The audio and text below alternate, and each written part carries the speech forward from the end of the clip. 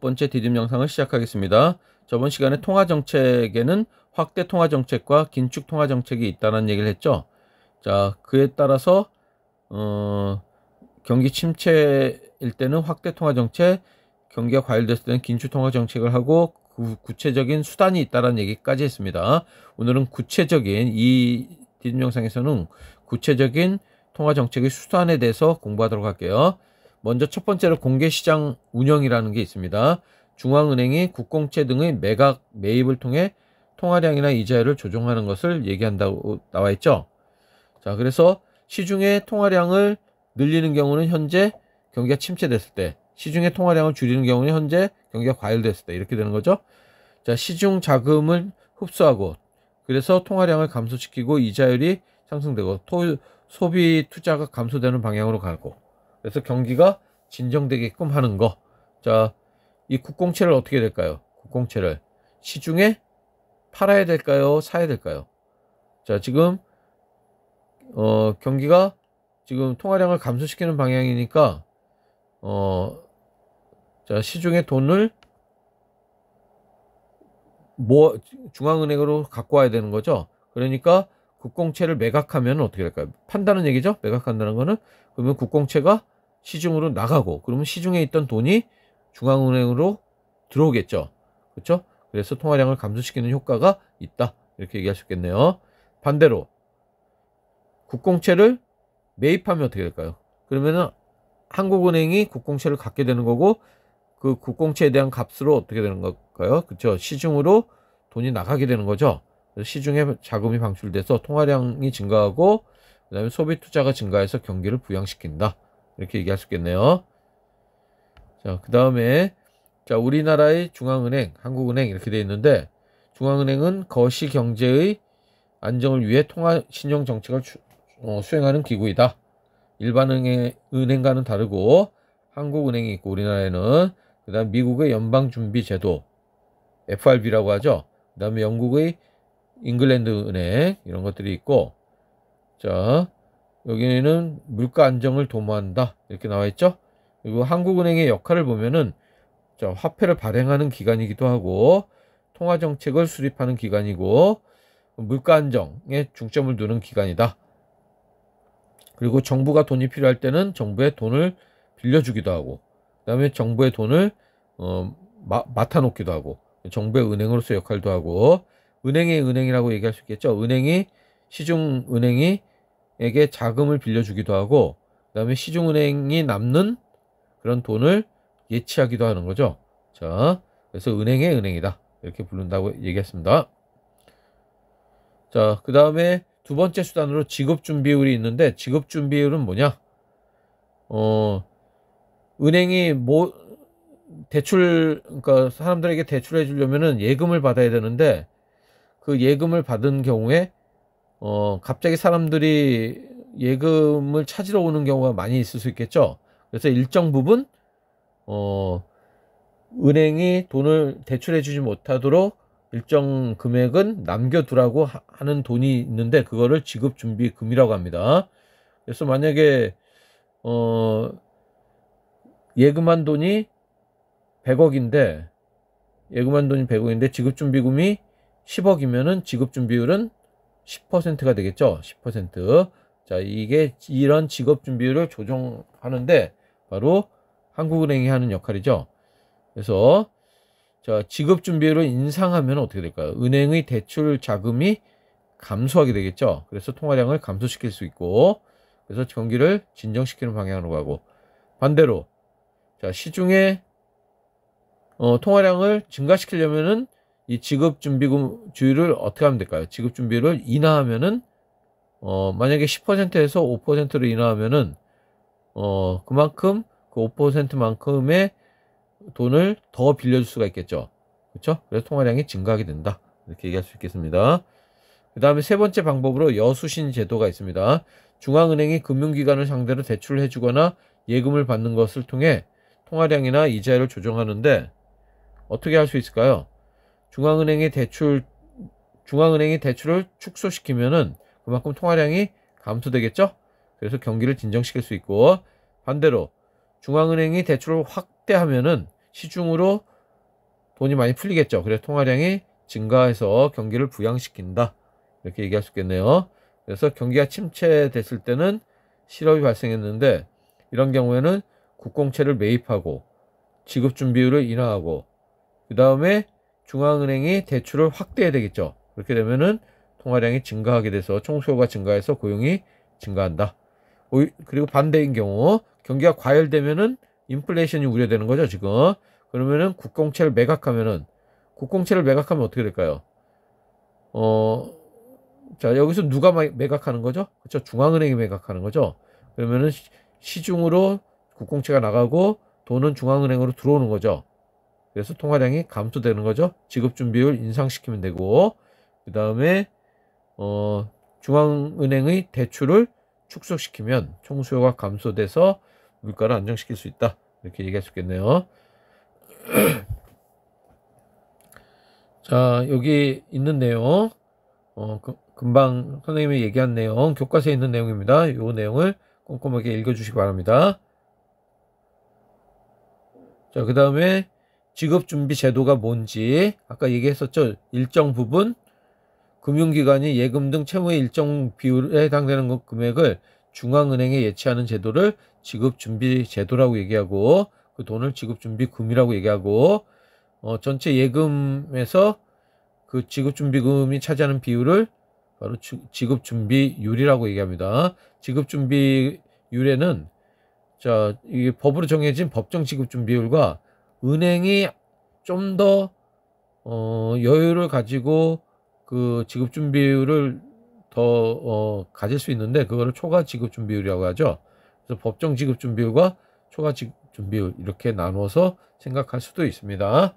자, 이런 게 있다는 정도만 알면 되겠습니다. 자, 질문 만들기 하나씩 여기 질문을 만들어 주세요. 경기 변동과 그다음에 경제 안정화 정책, 재정 정책과 통화 정책에 대해서 만들어 주시고, 자, 문제 풀어 보도록 하겠습니다. 개념 체크 문제부터 보도록 할게요. 경기 순환이란 국민 경제의 경기 수준이 그렇죠?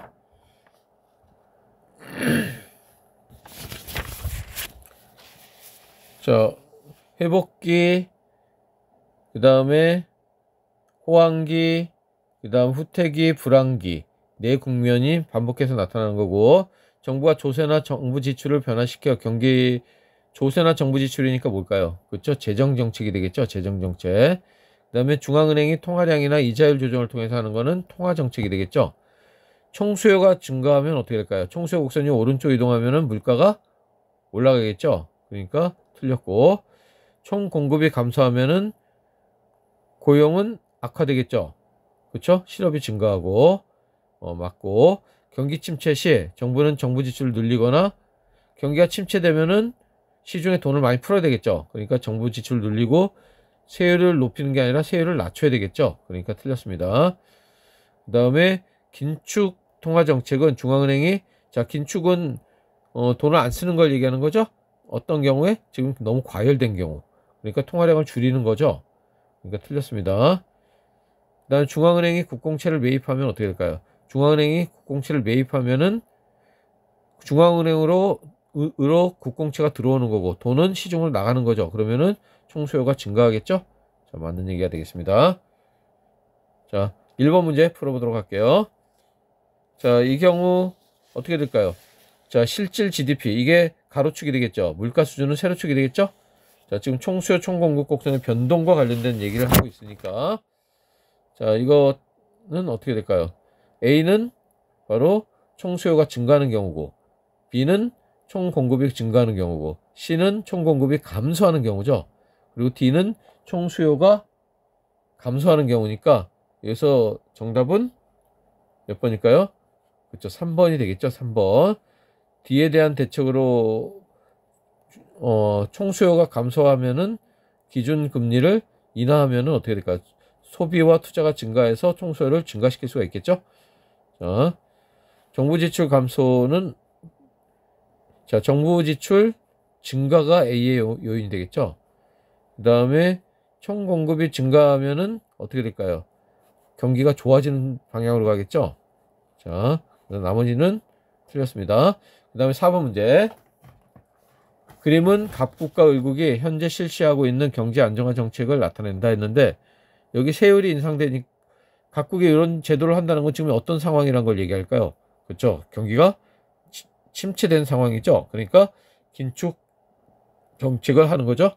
그 다음에 을국이 지금 이거는 어떤 경우죠?